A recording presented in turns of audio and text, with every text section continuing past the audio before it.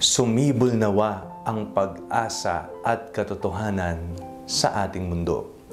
Ako po si Father Fiel Pareha at ito po ang ating segment, ang Daily Devotion, na kung saan tayo po ay magdarasal, magbabasa at magninilay kasama ng salita ng Diyos sa buong taon. Manalangin tayo. Sa ngalan ng Ama, ng Anak at ng Espiritu Santo. Amen. Halina, banal na Espiritu, liwanagan mo ang aming puso at isip nang maunawaan at may sa buhay namin ng iyong salita. Amen. Our Bible passage for today is from the book of the prophet Jeremiah, chapter 33, verses 14 to 16, and I read it for you. The days are surely coming, says the Lord, when I will fulfill the promise I made to the house of Israel and the house of Judah. In those days and at that time, I will cause a righteous branch to spring up for David, and he shall execute justice and righteousness in the land. In those days, Judah will be saved, and Jerusalem will live in safety.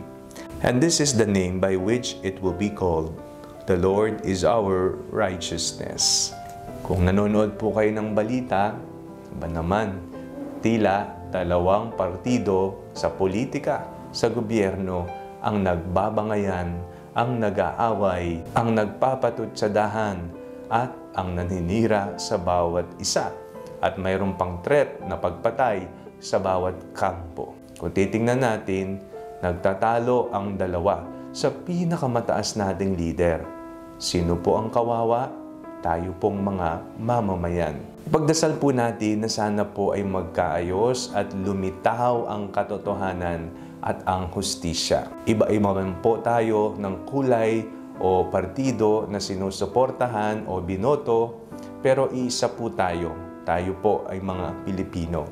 At nawa, huwag mapabayaan at huwag makalimutan ang mga mahihirap, ang mga nangangailangan at ang mga programa na kailangan maibigay sa taong bayan. So, nag-uusap po tayo tungkol sa gobyerno at sa politika. Pero napakahalaga po na minsan pati ito ay ialay po natin sa ating pagninilay at sa ating mga panalangin. Konektado po ang ating binasang pagbasa ngayong linggong ito. Ito po ay tungkol sa lilitaw, sa uusbong, sa sisibol mula sa lahi ni Haring David. Ito po ang magiging Diyos, ang prinsipe at ang hustisya at ang kabutihan, katotohanan. Pinagdarasal po natin na lalo na po malapit ng Pasko na kung meron man tayong hindi kasundo, kung meron tayong hindi napatawad, kung meron tayong nakasakitan ng loob, kung meron poot sa ating mga puso, ipagdasal po natin sa Panginoon, nabigyan niya tayo ng grasya na ihanda ang ating sarili upang maipahayag natin ang pagmamahal ng Diyos sa pamamagitan ng pagpapatawad, paggawa ng mabuti, pag-iintindi, pagpapasensya. Malapit na ang Pasko.